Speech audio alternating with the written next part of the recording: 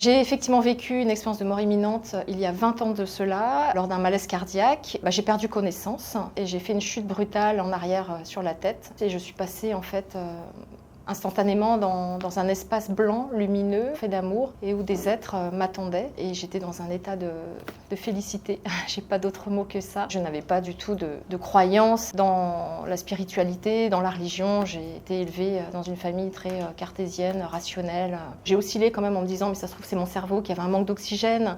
Et donc j'ai une hallucination. Et je sais intimement que ça ne l'était pas, à cause de l'hyperlucidité dans laquelle j'étais. Quand je me suis retrouvée dans cette autre réalité, la première chose que j'ai pensé, entre guillemets, c'est « je suis morte ». Et c'était naturel et c'était doux. Mais avec le recul, pour moi, j'étais aux frontières. Je n'ai pas été décédée. Il y a eu un avant et un après. Je suis devenue beaucoup plus humaine, tout simplement. Plus empathique, intuitive aussi.